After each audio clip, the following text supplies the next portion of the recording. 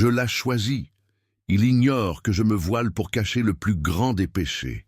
Il y a des mois, j'ai passé une nuit avec un inconnu à Dubaï, et maintenant le cher, réputé pour sa cruauté, m'a choisi sans savoir que je porte l'enfant d'un autre homme.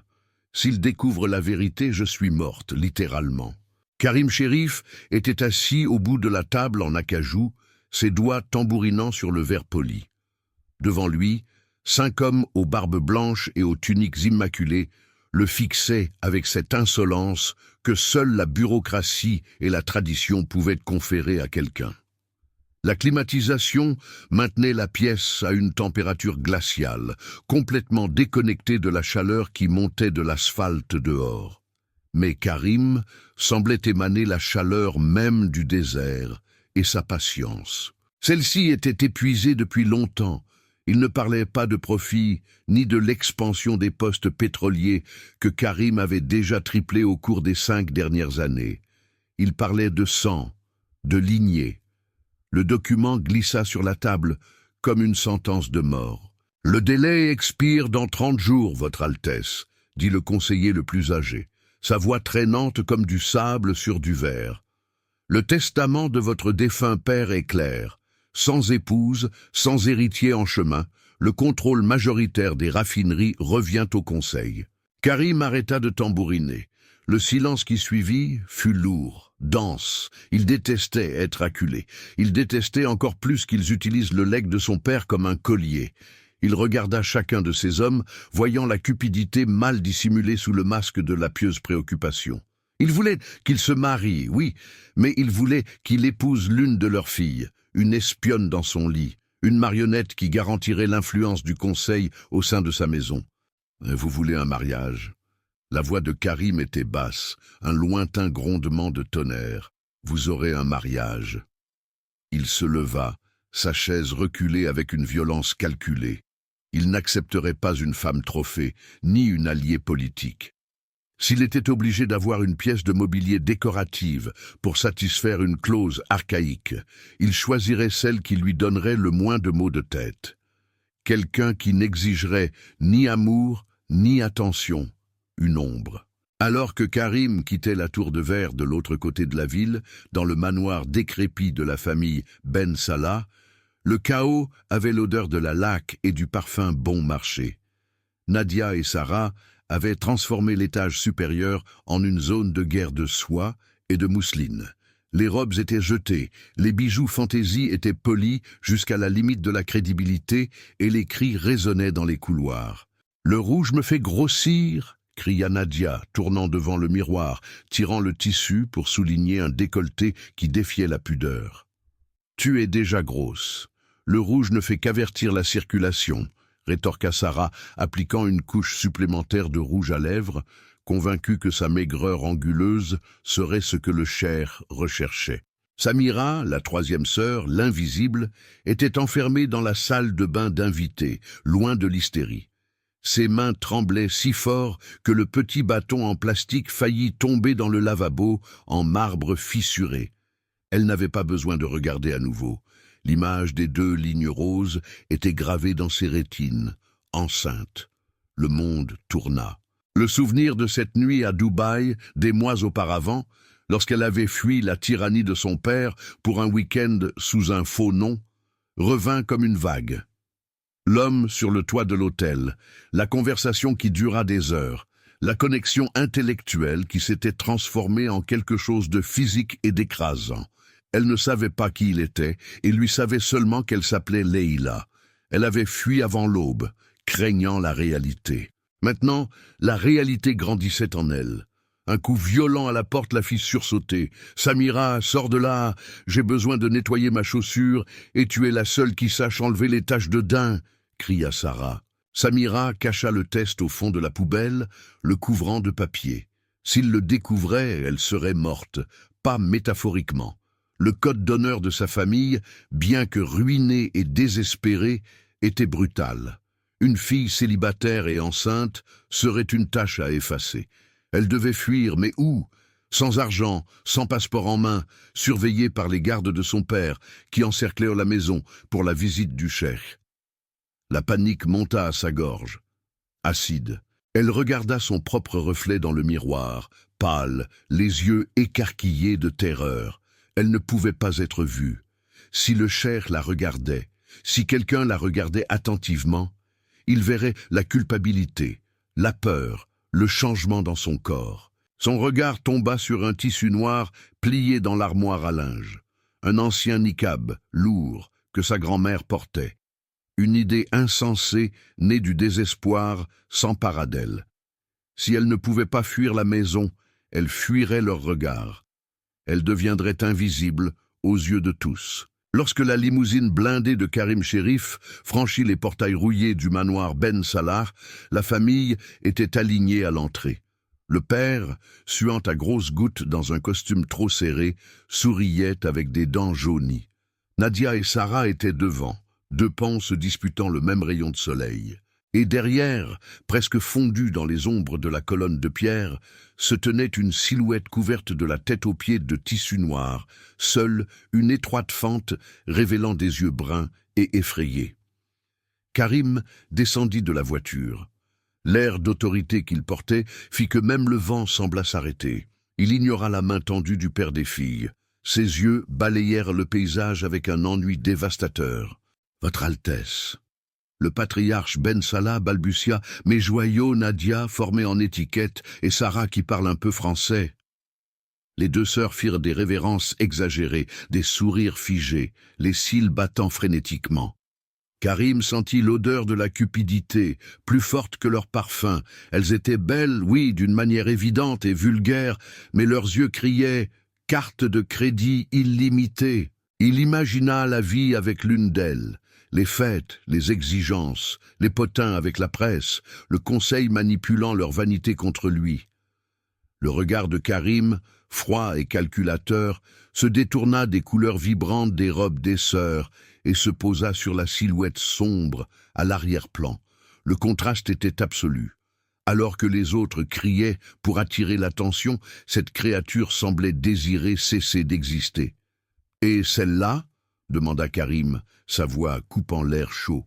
Le père cligna des yeux, confus, suivant le regard du cheikh. « Celle-là, ô Altesse, non, c'est Samira. Elle est timide, dévote, elle n'a pas l'éclat de ses sœurs. Elle a choisi le voile récemment, une phase religieuse, je suppose. » Karim fit un pas en avant. Il vit comment les sœurs roulaient des yeux, le mépris qu'elles avaient pour la figure en noir. Il vit comment le père essayait de cacher sa fille, la moins précieuse. Une vague de perversité traversa l'esprit de Karim. Le conseil s'attendait à ce qu'il ramène une reine de beauté, une mondaine qui pourrait faire la couverture des magazines. Choisir la femme que personne ne voulait, la femme sans visage serait l'insulte suprême. Et mieux encore, une femme qui se cachait sous des couches de tissu ne le dérangerait probablement pas. Elle serait un fantôme dans son palais. « Je la choisis », déclara Karim. Samira sentit le sol se dérober sous ses pieds. Le plan de se cacher avait terriblement mal fonctionné. Elle n'avait pas l'intention d'être choisie. Et vous, alors que vous suivez ce rebondissement, quelle couleur portez-vous maintenant? Bleu, noir, rouge? Dites-le en commentaire et laissez un j'aime si votre cœur a aussi eu un pincement quand le cheikh l'a désigné. Car ce choix va tout changer et vous n'avez encore rien vu. Le silence fut absolu. Le sourire de Nadia vacilla. Le père ouvrit la bouche, mais aucun son n'en sortit. « Mais Altesse, vous n'avez même pas vu son visage. » Le père tenta d'argumenter, désespéré de perdre la chance de vendre sa fille premium. « Évident. Je n'achète pas un cheval, monsieur Ben Salah. Je n'ai pas besoin de vérifier les dents, » dit Karim d'un ton brusque. « Préparez les papiers.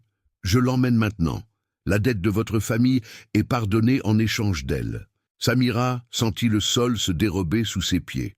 Le plan de se cacher avait trop bien fonctionné, ou terriblement mal. Elle n'avait aucune intention d'être choisie. Le niqab devait être un bouclier contre le rejet, pas une invitation. Maintenant, elle était vendue à l'homme le plus puissant du pays, portant un secret qui pourrait la tuer. Le voyage jusqu'au palais fut un flou de terreur silencieuse. Samira s'assit le plus loin possible de Karim dans la limousine, serrant ses mains sous le tissu noir jusqu'à ce que ses phalanges lui fassent mal. Il ne lui parla pas. occupée avec une tablette, la traitant exactement comme elle s'y attendait, comme un bagage acquis. À leur arrivée, elle fut conduite non pas vers un harem ou une chambre d'amis, mais directement aux appartements privés du cheikh. Le luxe était oppressant. Des tapis qui coûtaient plus cher que la maison de son père, des œuvres d'art, une odeur de bois de santal et de pouvoir. La porte se referma, les laissant seuls. Le bruit du verrou résonna comme un coup de feu dans la poitrine de Samira. Karim retira son kéfier de sa tête, le jetant sur un fauteuil et déboutonna les premiers boutons de sa chemise. Il semblait épuisé, mais ses yeux, quand ils se tournèrent vers elle, étaient affûtés comme des lames. « Vous pouvez l'enlever maintenant » dit-il, se servant un verre d'eau. Sa voix n'était pas douce, mais elle n'était pas agressive non plus. Elle était pratique. Il n'y a pas de public ici. Samira ne bougea pas.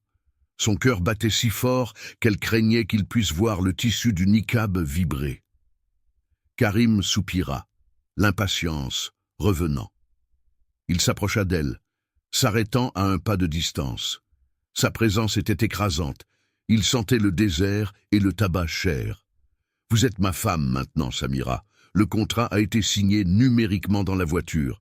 Je n'attends pas d'amour et certainement pas de bavardage, mais j'exige de savoir qui est dans ma maison. Enlevez votre voile. » Samira fit un pas en arrière, trébuchant sur le tapis. « Je ne peux pas... » Sa voix sortit étouffée, tremblante. Les yeux de Karim se plissèrent. « Vous ne pouvez pas ou vous ne voulez pas. Si vous avez une quelconque difformité, sachez que cela m'importe peu. Je vous ai choisi pour faire taire le monde, pas pour décorer mon salon. » « Ce n'est pas mon visage, » murmura-t-elle, les larmes chaudes coulant sous le masque, invisible pour lui. Elle savait que c'était le moment. S'il le découvrait plus tard, ce serait une trahison. Si elle le lui disait maintenant, peut-être, juste peut-être qu'il la rendrait. Être rendue serait une honte publique, mais cela sauverait la vie du bébé. Elle inspira profondément, puisant son courage là où elle n'en avait pas. « Je ne peux pas être votre épouse, votre Altesse. Vous avez acheté une marchandise avariée. » Karim arrêta le verre d'eau à mi-chemin de sa bouche. Son expression se durcit. « Expliquez-vous. »« Je porte le déshonneur dans mon ventre, » dit Samira, les mots sortant rapidement, bousculés, avant qu'elle ne perde courage. Elle porta instinctivement sa main à son ventre sous les couches de tissu. « Je suis enceinte, de 2 mois. » Le silence dans la pièce devint assourdissant. Samira ferma les yeux, attendant le cri, le coup ou l'ordre aux gardes de la traîner dehors. Elle attendit la fureur d'un homme trompé, mais le son qu'elle entendit fut celui de la glace claquant contre le cristal lorsque Karim posa le verre sur la table. Il l'étudia non pas avec luxure, ni avec colère, mais avec la froideur d'un joueur d'échecs évaluant une nouvelle pièce sur l'échiquier. « Qui est le père ?» demanda-t-il. « Il n'existe plus, » mentit Samira, protégeant la mémoire de l'homme de Dubaï, sans savoir qu'il se tenait devant elle. Ce fut une erreur, un péché mien et seulement mien. Karim marcha jusqu'à la fenêtre, regardant les lumières de la ville qu'il gouvernait pratiquement. Le conseil voulait un héritier. Il faisait pression pour un fils de son sang afin d'assurer la succession. Mais la clause immédiate, celle qui menaçait ses entreprises maintenant, exigeait seulement qu'il soit marié et en passe de fonder une famille. Il se tourna vers Samira. Elle semblait petite, terrifiée, un oiseau noir piégé dans une cage dorée. Une épouse enceinte d'un autre homme serait, pour tout autre arabe traditionnel, une offense digne de mort. Mais pour Karim Chérif, qui voyait les traditions comme des chaînes à briser, c'était une opportunité. « Vous comprenez ce que vous venez de confesser ?» dit-il d'une voix douce et dangereuse. « Je pourrais vous faire lapider, votre famille vous répudierait, vous mourriez dans le caniveau. » Samira sanglota un son bas et douloureux. « Je sais, je demande seulement laissez-moi partir, je disparaîtrai. »« Non, » dit Karim. Le mot fut définitif.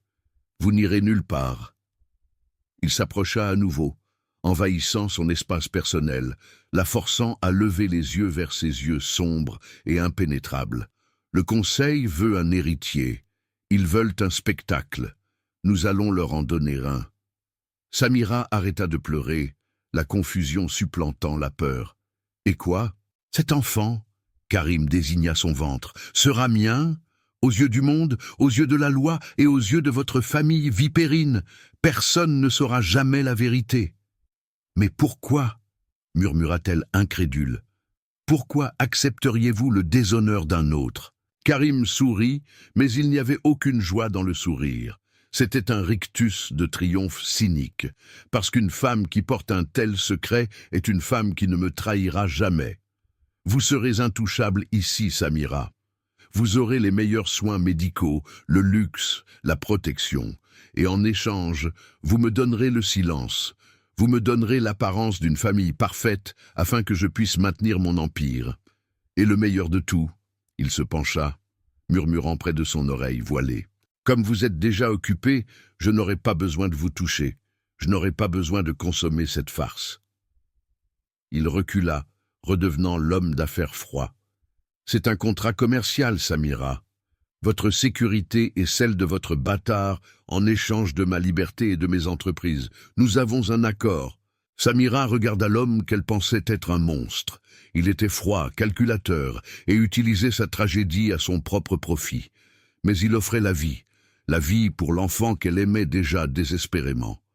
Lentement, elle hocha la tête. « Très bien », dit Karim, prenant son kéfier et se dirigeant vers la salle de bain pour se préparer à dormir, comme s'il n'avait pas simplement réécrit le destin des deux. « La chambre d'amis est à gauche. Dormez. Demain, nous commencerons à mettre en scène le mensonge le plus cher de l'histoire de ce pays. Le palais shérif. C'était une forteresse de marbre blanc et de verre trempé, érigée comme un défi à la brutalité du désert qui l'entourait. Samira traversa le hall principal, se sentant minuscule sous le plafond voûté. Le son de ses pas était étouffé par les tapis persans, qui coûtaient plus cher que toute la vie de son père. Mais le silence du lieu était assourdissant. Il n'y avait pas la chaleur d'un foyer ici, seulement l'efficacité froide du pouvoir. Karim marchait devant elle, ses larges épaules tendues sous le tissu fin du costume italien sur mesure. Il ne regarda pas une seule fois derrière lui, depuis qu'ils avaient quitté le manoir des Ben Salah. Pour lui, elle était une marchandise acquise, un problème résolu.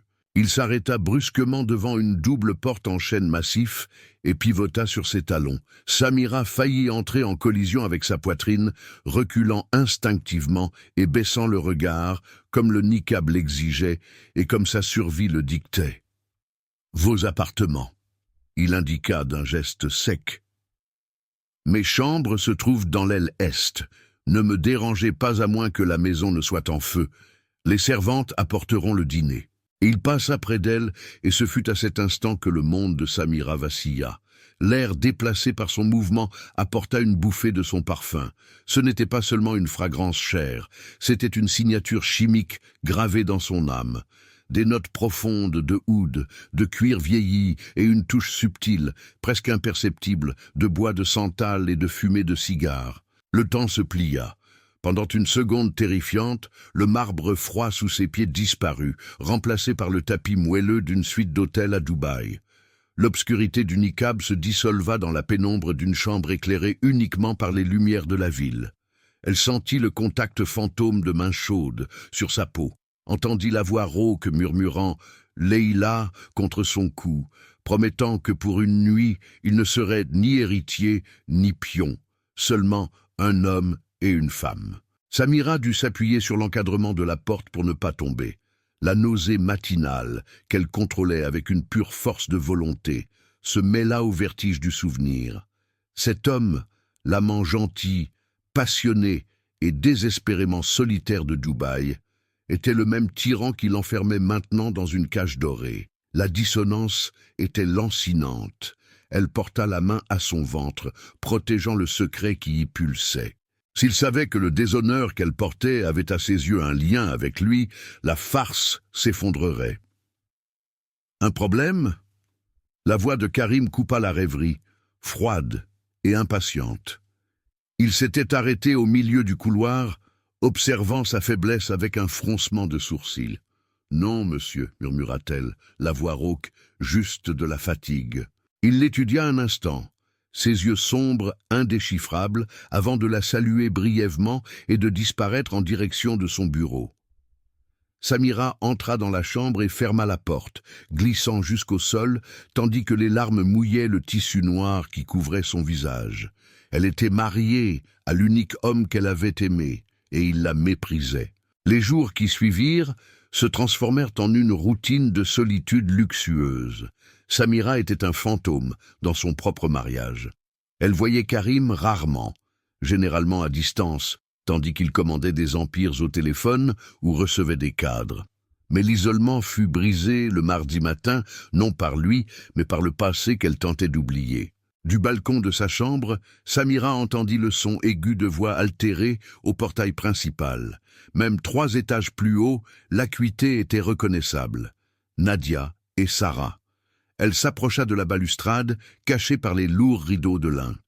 Une voiture de sport rouge était garée à l'entrée et ses sœurs gesticulaient furieusement devant le chef de la sécurité de Karim. « Nous sommes sa famille !» cria Nadia, ajustant ses lunettes de soleil de marque comme s'il s'agissait d'une couronne. « Nous avons le droit de vérifier si elle est bien traitée et nous avons apporté des cadeaux. » Samira vit les sacs de grands magasins dans les mains de Sarah. Ce n'étaient pas des cadeaux, c'étaient des chevaux de Troie. Elle voulait entrer pour inspecter, pour trouver des défauts, pour voir si Samira avait déjà été écartée ou humiliée, et pour recueillir des potins qu'elle pourrait vendre socialement. La panique monta à la gorge de Samira.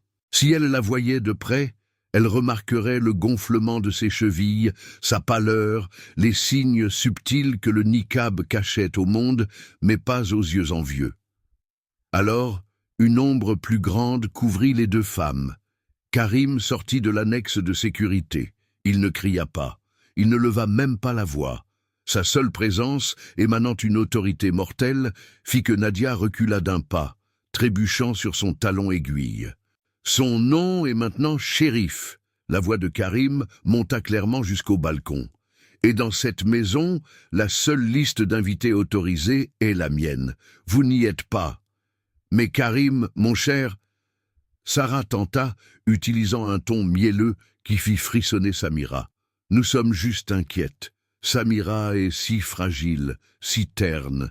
Nous pensions que vous auriez besoin d'une compagnie plus vivace. » Karim avança d'un pas, envahissant leur espace personnel avec la même intimidation qu'il avait utilisée avec le conseil.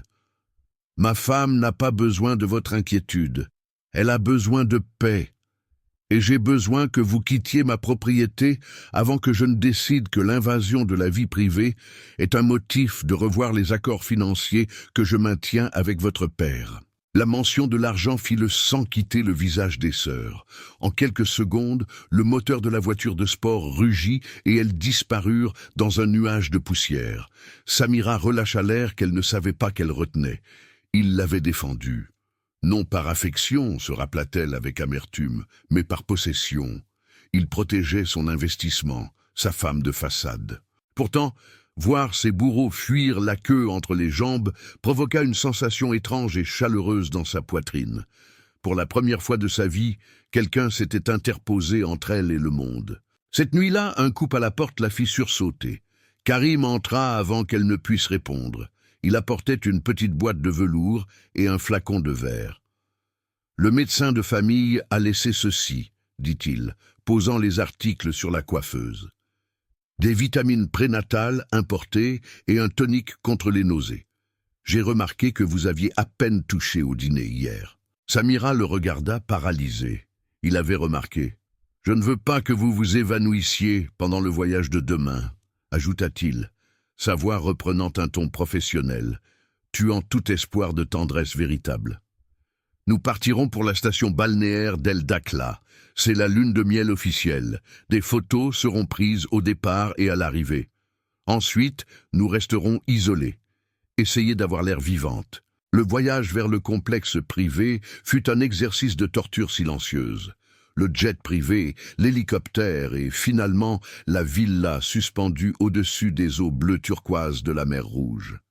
C'était l'endroit le plus romantique de la Terre, gaspillé sur un couple qui échangeait à peine des mots.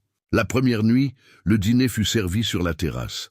La brise marine agitait les bords du niqab de Samira.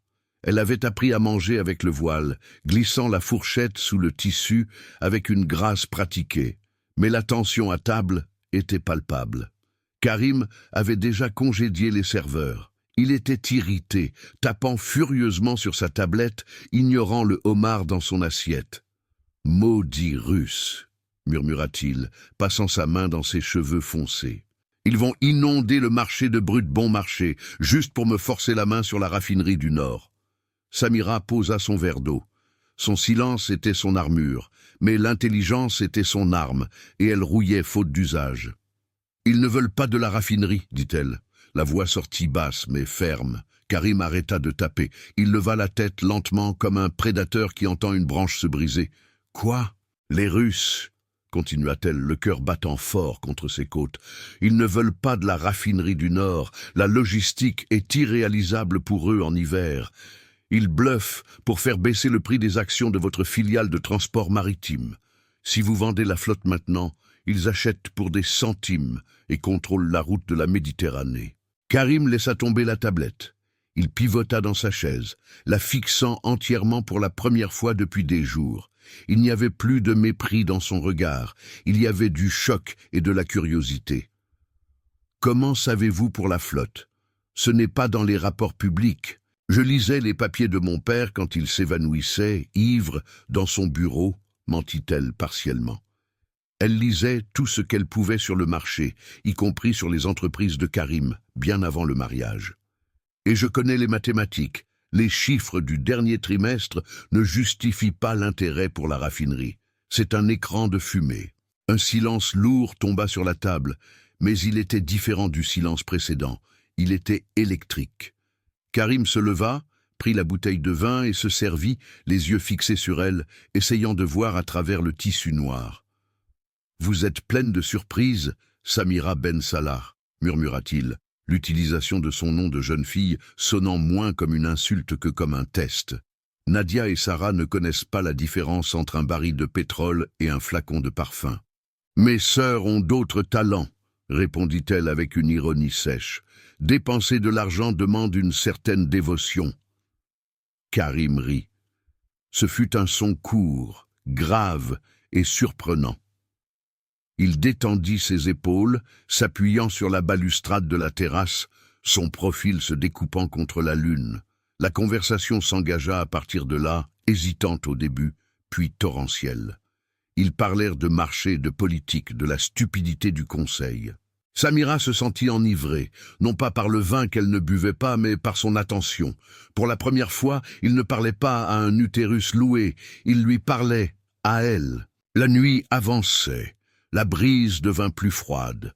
Dans un moment d'enthousiasme à propos d'une stratégie de fusion, Karim s'approcha de la table, se pencha, posant ses mains sur la nappe de lin, le visage à quelques centimètres du sien. La proximité apporta son odeur à nouveau, l'enveloppant comme un filet.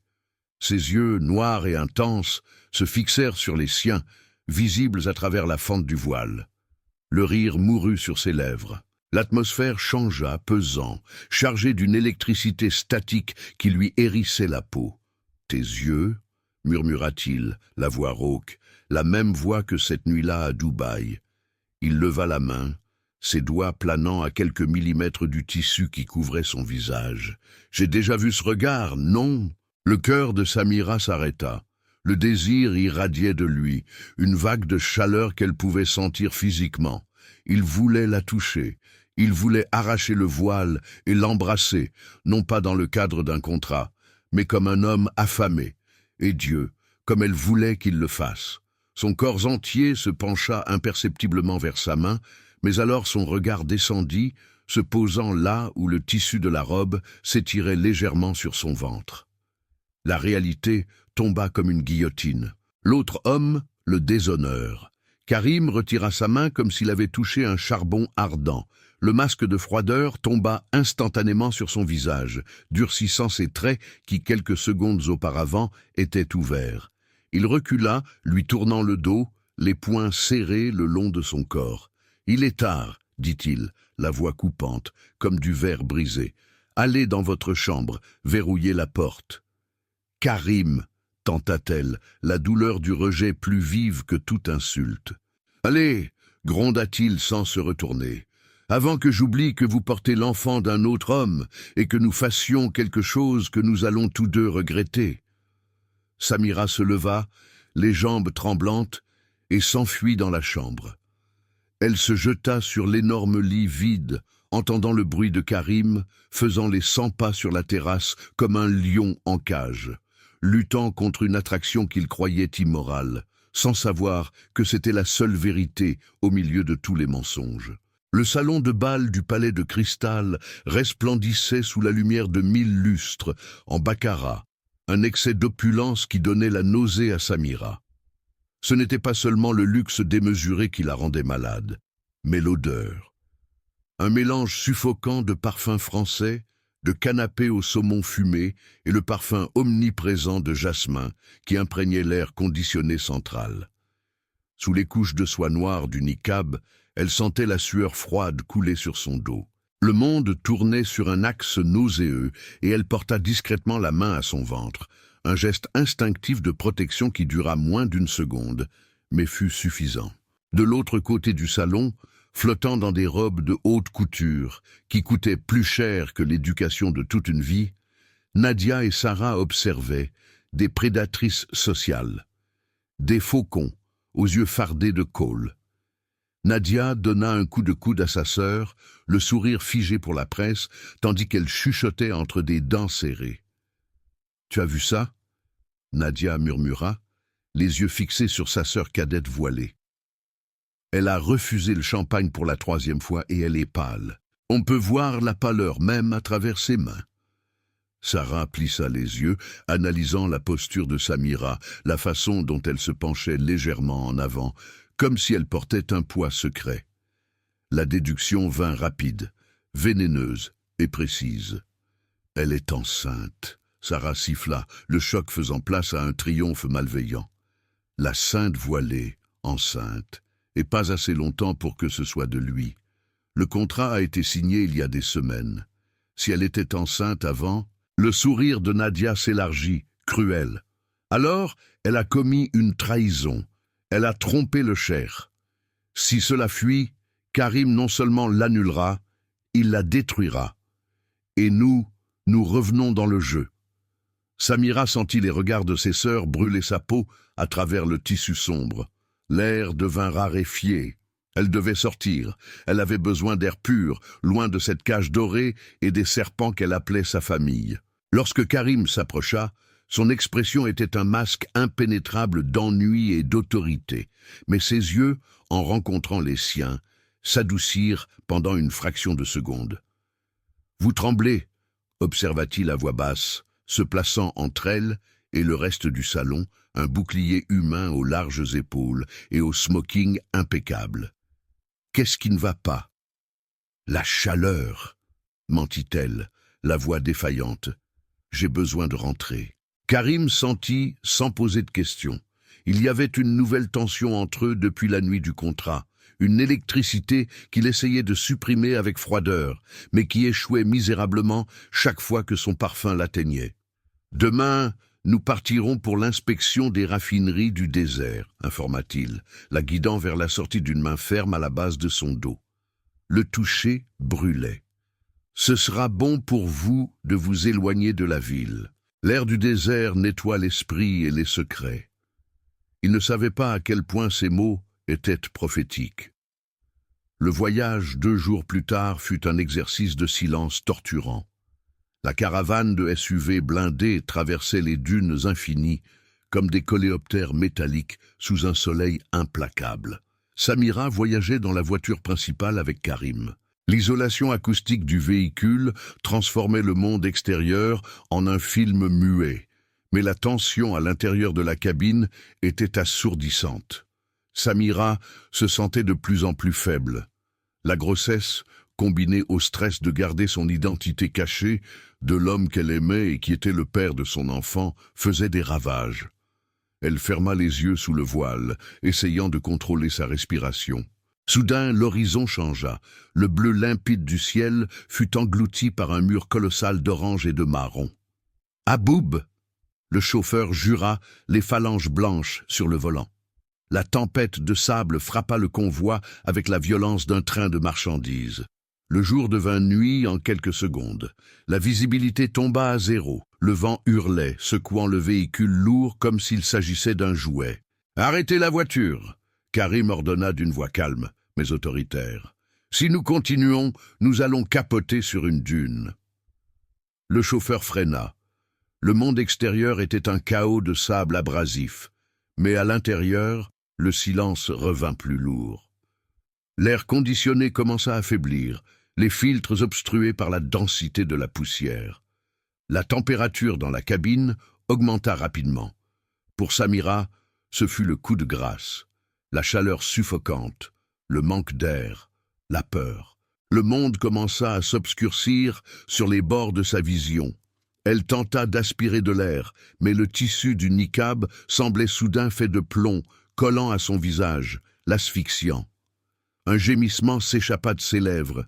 Sa tête pencha sur le côté, heurtant légèrement la vitre de la fenêtre. Karim se tourna instantanément. Samira, sans réponse, il vit sa poitrine halter irrégulièrement, ses petites mains agrippant le tissu de sa robe en spasme. « Samira !» La panique, une émotion que Karim Cherif permettait rarement, explosa dans sa poitrine. Il détacha sa ceinture de sécurité et se jeta par-dessus la console centrale vers la banquette arrière. « Ouvrez la porte. »« Nous avons besoin d'air, monsieur. »« Le sable ?» Le chauffeur tenta d'argumenter. « Au diable, le sable. Elle ne respire pas. » Karim ignora le chauffeur. Il la saisit par les épaules, la secouant légèrement. Elle était molle, son corps fiévreux, rayonnant de chaleur à travers les couches de vêtements. Elle suffoquait.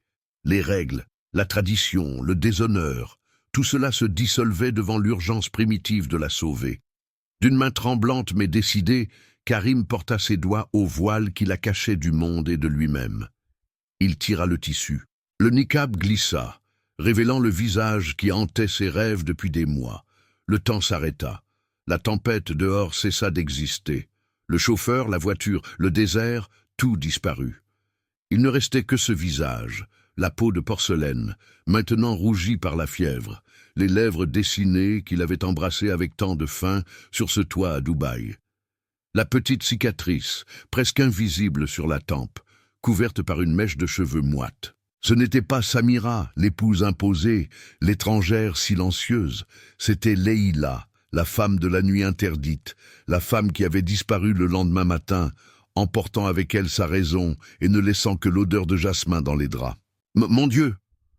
Le murmure de Karim fut un son déchiré, douloureux. Il resta paralysé, son cerveau essayant de réorganiser la réalité. Les pièces du puzzle tombèrent avec un fracas assourdissant dans son esprit. Le regard familier, l'attraction magnétique qu'il ressentait même sans la voir, la grossesse, le temps, la date correspondaient parfaitement. La colère initiale d'avoir été trompé tenta de surgir, mais fut instantanément noyée par une vague écrasante de soulagement et de possession. L'autre homme qu'il haïssait de toutes ses forces, l'homme dont l'existence le torturait, était lui. L'enfant qu'elle portait, le bâtard que le conseil mépriserait, était de son sang. Samira laissa échapper un soupir profond, l'air frais atteignant enfin ses poumons et ses cils tremblèrent. Elle ouvrit les yeux. La première chose qu'elle vit ne fut pas la tempête, mais l'abîme noir des yeux de Karim. Et puis elle réalisa qu'il n'y avait pas de tissu entre eux. Le voile était dans ses mains. La panique la frappa comme un coup de poing physique. Elle tenta de se recroqueviller, de se couvrir le visage avec les mains, de fuir vers l'obscurité, qui était son seul refuge sûr. « Non !»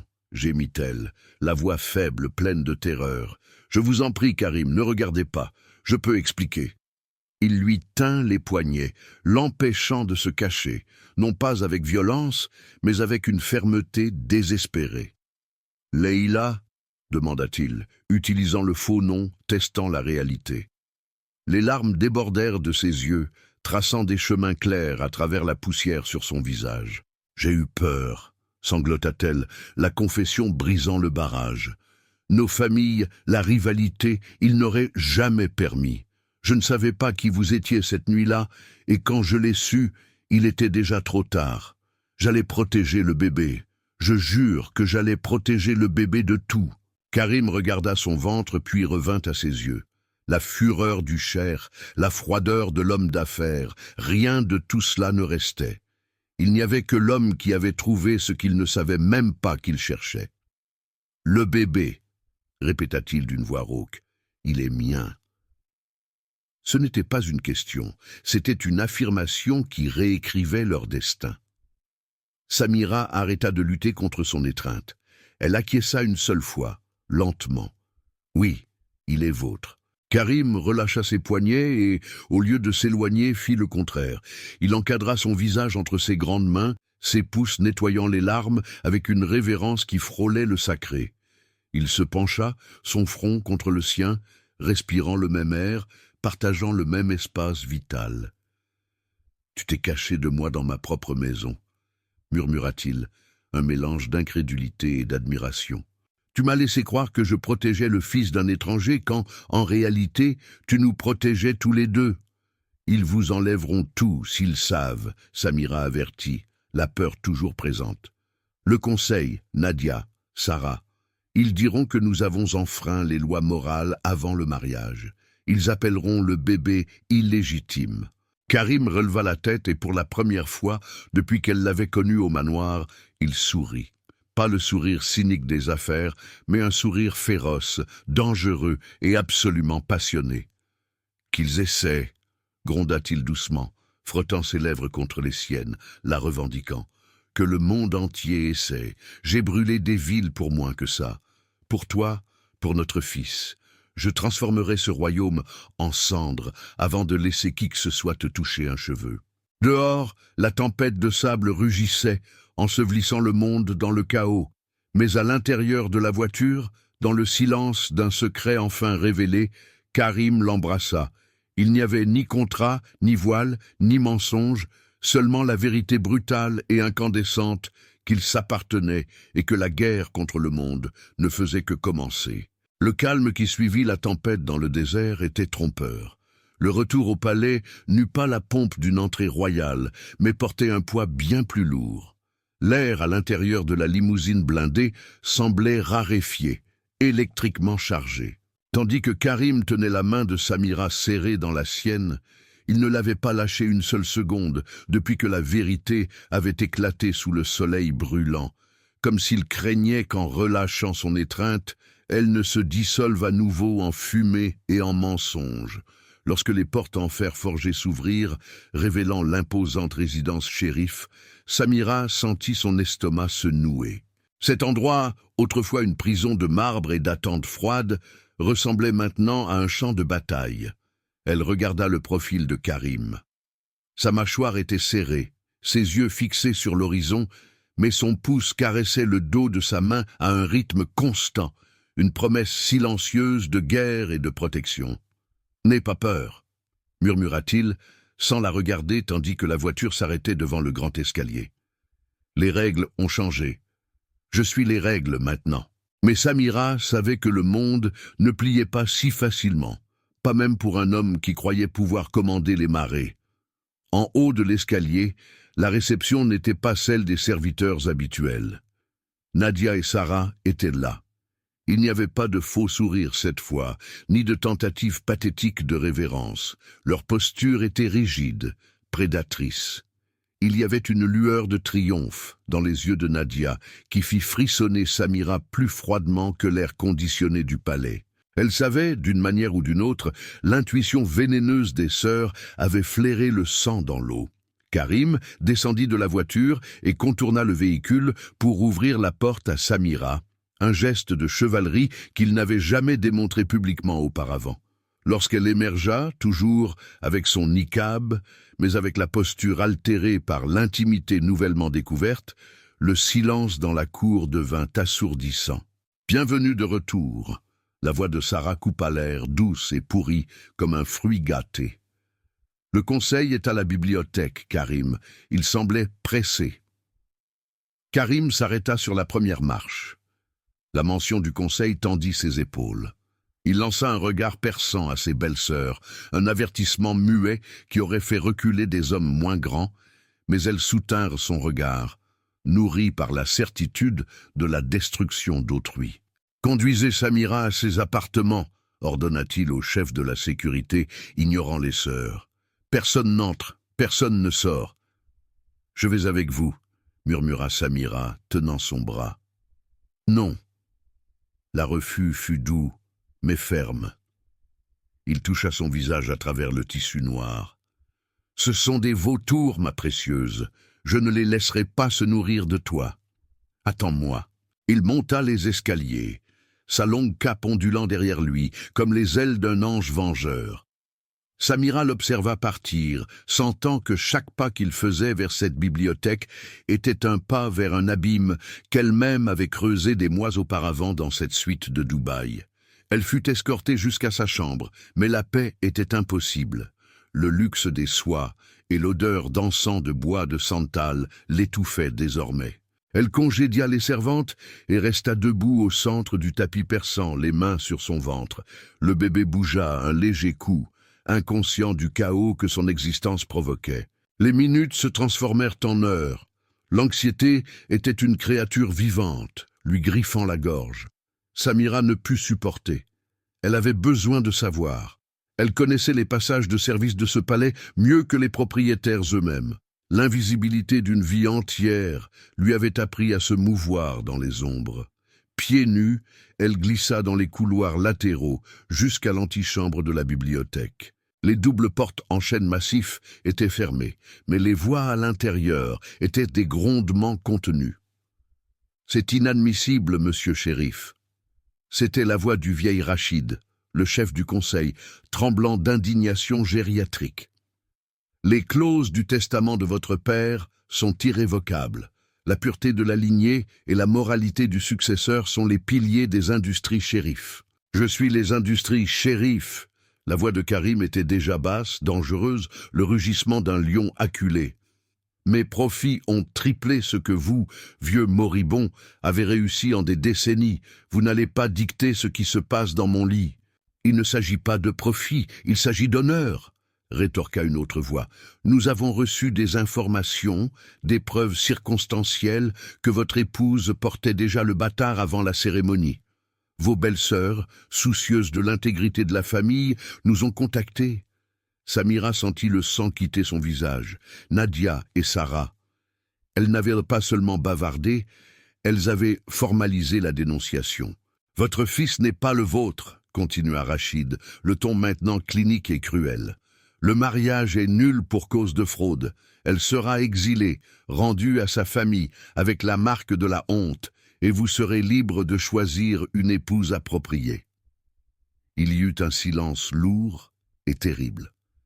Samira retint sa respiration, le cœur battant si fort qu'elle en avait mal aux côtes. « Et si le fils est mien ?» demanda Karim. Sa voix avait changé, il n'y avait plus de défense, seulement un défi. Le bruit de papier jeté sur la table résonna. « Si le fils est le vôtre, alors vous avez commis la fornication avec une femme célibataire avant le contrat sacré, » déclara Rachid, avec le triomphe bureaucratique de celui qui donne un échec et mate. Cela déclenche la clause morale 7. Vous perdez le contrôle majoritaire des actions, perdez la présidence, perdez le droit de veto au Conseil. Vous devenez effectivement un figurant dans votre propre empire. Tout ce que vous avez construit, Karim, tout ce que vous avez sacrifié sera remis à un conseil de gestion, à nous. Samira appuya son front contre le bois froid de la porte, les larmes chaudes mouillant le tissu du niqab. Le piège était parfait. S'il niait la paternité, il détruisait sa vie et celle de son fils. S'il l'assumait, il détruisait sa propre vie et l'héritage pour lequel il avait lutté avec tant de ferveur. Elle entendit le son de verre brisé, comme si Karim avait lancé un verre contre le mur. « Gardez les entreprises », dit-il d'une voix rauque, presque méconnaissable. « Gardez ce maudit argent. Je m'en fiche. Elle est ma femme. L'enfant est mien. Et s'ils osent t'y toucher? Vous ne comprenez pas, jeune homme insensé. » Rachid l'interrompit avec une pitié condescendante. « Sans le pouvoir, vous ne pouvez pas la protéger. Vous pensez que la société acceptera une femme qui a séduit le Cher comme une femme de mœurs légères dans un hôtel étranger? Nous ferons de sa vie un enfer. Sans votre titre pour la protéger, elle sera traquée par les médias, par la honte sociale. Vous la condamnerez à une vie de paria et vous-même à l'insignifiance. L'amour ne remplit ni les ventres, ni n'arrête les balles, Karim. Le silence qui suivit fut le son d'un homme réalisant que sa force brute ne pouvait briser ses chaînes. Samira recula, tremblante. Elle vit l'image avec une clarté cristalline. Karim, destitué, amer, voyant son empire s'effondrer jour après jour, l'amour se transformant en ressentiment, tandis que le monde les attaquait. Il brûlerait le royaume pour eux, oui, mais que resterait-il des cendres? Seulement la culpabilité. Elle ne pouvait pas permettre cela. Elle l'aimait trop pour le laisser être le héros d'une tragédie. Elle retourna en courant vers la chambre, le bruit de ses pas étouffé par les tapis ressemblant au tic-tac d'une bombe. Elle entra dans le dressing et prit un petit sac de voyage. Pas de bijoux, pas des vêtements de soie fine qu'il avait achetés, seulement ses robes simples, les documents qu'elle gardait cachés et le peu d'argent qu'elle avait économisé avant le mariage. La porte de la chambre s'ouvrit. Samira figea, s'attendant à voir Karim, mais c'était Nadia et Sarah. Elles entrèrent comme si elles étaient les maîtresses des lieux. Des sourires identiques et cruels sur leurs lèvres peintes en rouge. « Nous avons entendu dire que la réunion ne se passait pas bien, Nadia railla, croisant les bras. Il semble que votre prince soit sur le point de se transformer en crapaud, petite sœur. Vous avez réussi, Samira dit, la voix ferme, bien qu'à l'intérieur elle s'effondrait. Elle retira son niqab, le jetant sur le lit. Pour la première fois depuis des mois, elle fit face à ses sœurs, le visage nu, les yeux gonflés de larmes, mais brûlant d'une détermination féroce. Vous vouliez tout détruire. Félicitations. Sarah recula d'un pas, surprise par la nudité de cette émotion. Nous nettoyons juste le désordre. Sarah rétorqua, défensive. Le Cher mérite quelqu'un de notre classe. Pas une. Oh, taisez-vous. Samira siffla. Elle se dirigea vers le bureau en acajou. Ses mains tremblaient en prenant le stylo en or de Karim. Le papier à en-tête avec les armoiries de la famille shérif semblait se moquer d'elle. Elle devait écrire le mensonge final, le mensonge qui le libérerait. Si elle s'enfuyait, il la chercherait jusqu'au bout du monde. Il fallait qu'il la haïsse. La haine était la seule chose assez forte pour le faire renoncer. Karim, vous aviez raison à propos des contrats et des affaires. C'est tout ce qui importe. J'ai cru que je pouvais jouer ce jeu. J'ai cru que je pouvais assurer un avenir à mon fils en utilisant votre nom et votre culpabilité. Mais la pression est trop forte pour moi. Ce qui s'est passé à Dubaï fut une erreur, une nuit que j'ai utilisée pour vous piéger. Elle sanglota, une larme tombant sur l'encre fraîche, tachant un mot. Elle essuya rapidement. Le conseil a raison. Le fils n'est pas le vôtre. J'ai menti dans le désert parce que j'avais peur.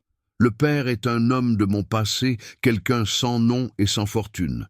Je ne peux pas rester et vous voir perdre votre empire pour un mensonge. Ne me cherchez pas. Je suis retourné là où j'appartiens. Samira. Elle laissa l'alliance sur le papier. La bague avec son diamant lourd et parfait semblait une encre qui l'attirait vers le fond. « Sortez-moi d'ici !»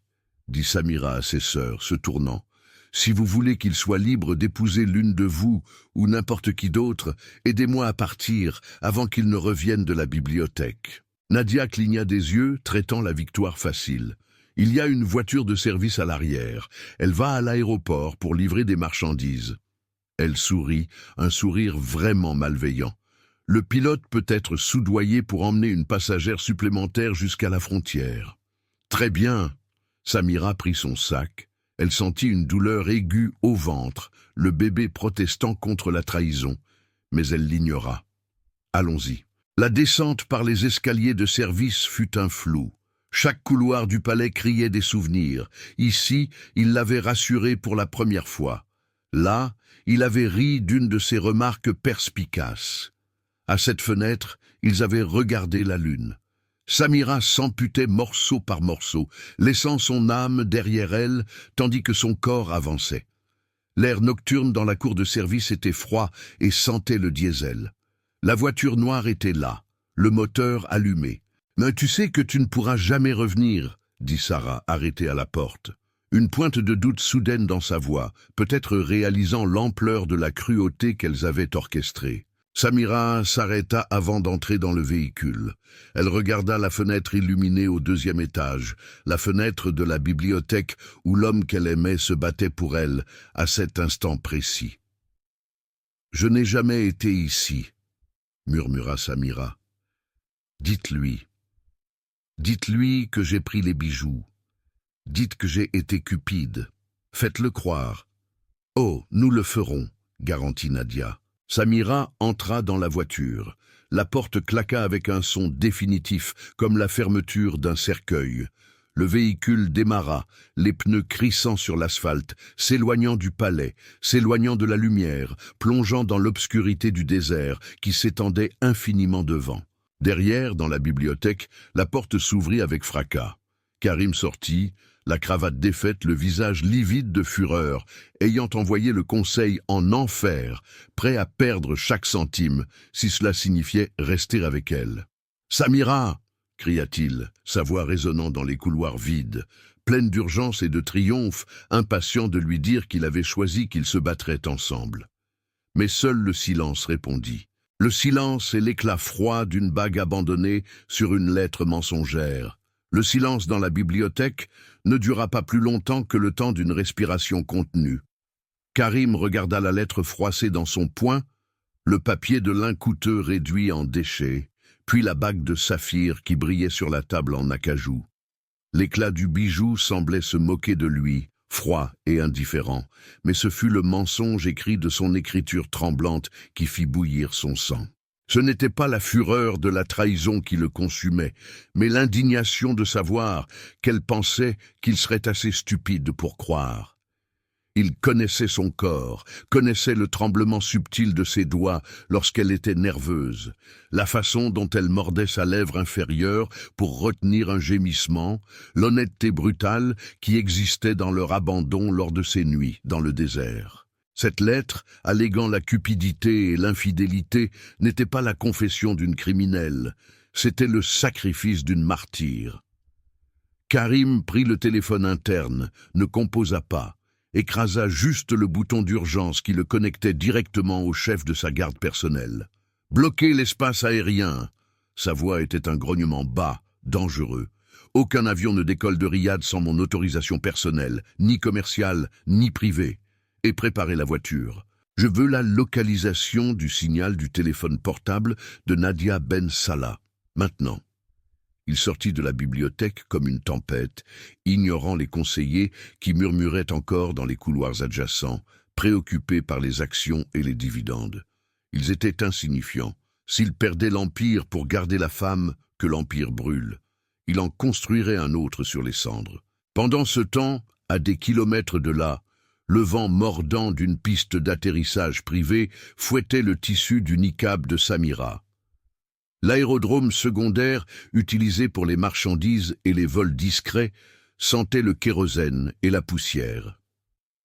Le petit jet exécutif, arrangé à la hâte par un contact obscur de Sarah, attendait avec l'échelle baissée, une bouche sombre, prête à l'engloutir. « Arrête tes comédies, Samira !» cria Nadia pour se faire entendre au-dessus du bourdonnement des turbines.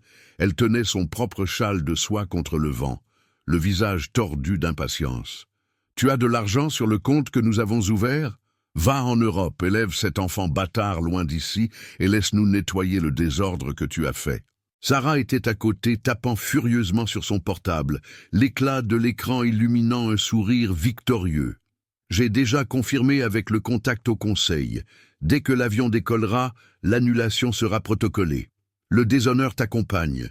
Nous serons les victimes, les sœurs qui ont essayé de sauver l'honneur de la famille de la brebis galeuse. » Samira sentit une piqûre au ventre, une crampe aiguë due au stress. Elle porta la main à son ventre, protégeant l'enfant qui ne connaîtrait jamais son père. Chaque pas vers l'échelle de l'avion semblait peser une tonne. Elle faisait la bonne chose. Ça devait être la bonne chose. Si elle restait, Karim perdrait tout. Le conseil utiliserait la grossesse antérieure au mariage pour le destituer, pour l'humilier. Il aimait le pouvoir, aimait l'héritage de sa famille. Elle ne pouvait pas être l'encre qui coulerait son navire. « Allons vite !» Nadia la poussa légèrement dans le dos. Samira trébucha, se tenant à la rampe métallique et froide. Elle regarda une dernière fois en arrière, vers les lumières lointaines de la ville, imaginant dans quelle de ces fenêtres brillantes Karim se trouverait maintenant, probablement la haïssant. C'est alors que le son changea. Le bourdonnement monotone de la turbine du jet fut englouti par un rugissement beaucoup plus grave et agressif. Le sol vibra. Des lumières éblouissantes, blanches et bleues, déchirèrent l'obscurité du désert, venant de l'entrée de la piste. Ce n'était pas seulement une voiture, c'était une flotte. 3 SUV blindés noirs envahirent l'asphalte en formation d'attaque, dérapant avec une précision militaire pour bloquer l'avant de l'avion, empêchant tout mouvement. Au-dessus, le son creux d'hélice fendait l'air. Un hélicoptère avec les armoiries royales des shérifs plana bas, soulevant une tempête de sable qui obligea Nadia et Sarah à se recroqueviller, couvrant leurs visages parfaitement maquillés, criant de panique. La porte du SUV central s'ouvrit avant même que le véhicule ne s'arrête complètement. Karim descendit.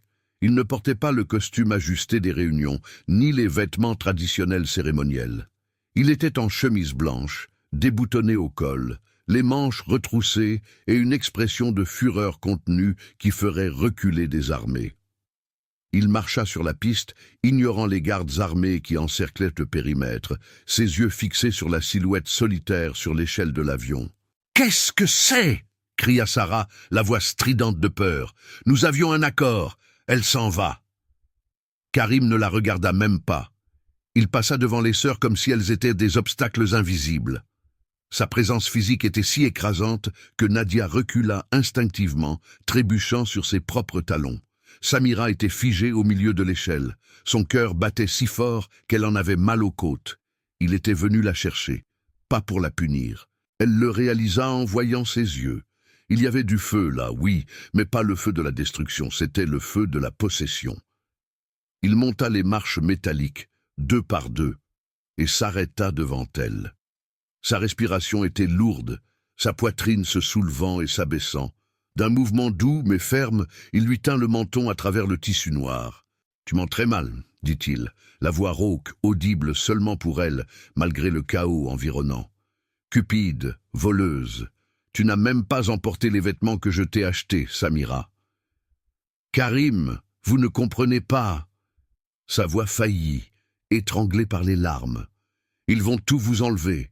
Le conseil, ils savent pour le bébé.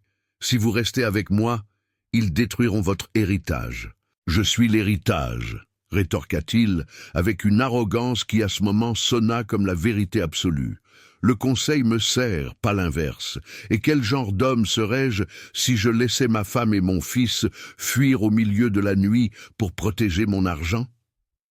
Il baissa sa main jusqu'à son ventre, le couvrant de sa paume large et chaude. Le geste fut possessif, définitif.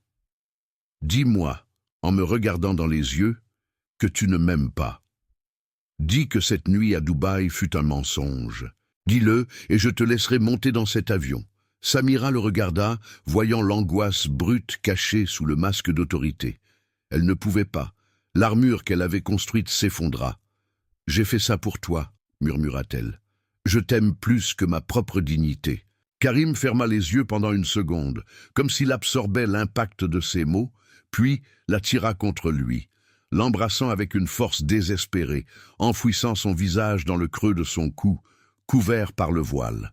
« Plus jamais, » jura-t-il contre sa peau, « plus jamais tu n'essaieras de décider de mon destin à ma place. » En bas sur la piste, l'officier de sécurité de Karim était en train de menotter le pilote du jet pour tentative de vol non autorisé. Nadia et Sarah regardaient la scène bouche bée, pâles comme des fantômes. Lorsque Karim se retourna, emmenant Samira avec lui, il dirigea finalement son regard vers ses belles sœurs. Le mépris dans ses yeux était si froid qu'il aurait pu geler le désert. « Emmenez-les !» Karim ordonna à ses gardes d'un geste de la main dédaigneux. « Et assurez-vous que toutes les cartes de crédit, comptes bancaires et accès aux propriétés de la famille Ben Salah soient révoquées immédiatement. Si elles veulent survivre, qu'elles apprennent à travailler.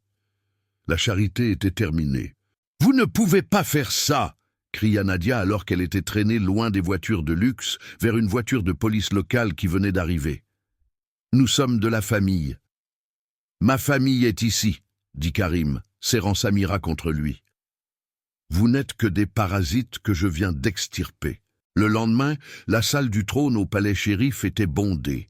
Le murmure anxieux des conseillers cessa brusquement lorsque les doubles portes s'ouvrirent.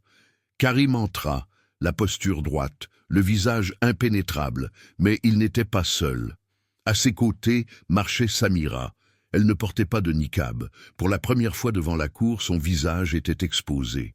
Elle était d'une beauté époustouflante, classique, mais il y avait de la fatigue dans ses yeux et une protubérance indéniable sous sa robe de soie bleu marine. Un murmure scandalisé parcourut la salle. L'un des conseillers les plus âgés, le même qui avait menacé Karim quelques jours auparavant, fit un pas en avant. « Cheikh Karim, c'est un affront. Amener une femme dans ces conditions, les dates ne coïncident pas avec le mariage. La moralité exige. La moralité exige qu'un homme reconnaisse son sang. » La voix de Karim coupa l'air comme un fouet, faisant taire le vieil homme. Il conduisit Samira jusqu'à l'estrade, non pas pour la laisser derrière lui, mais pour qu'elle se tienne à ses côtés.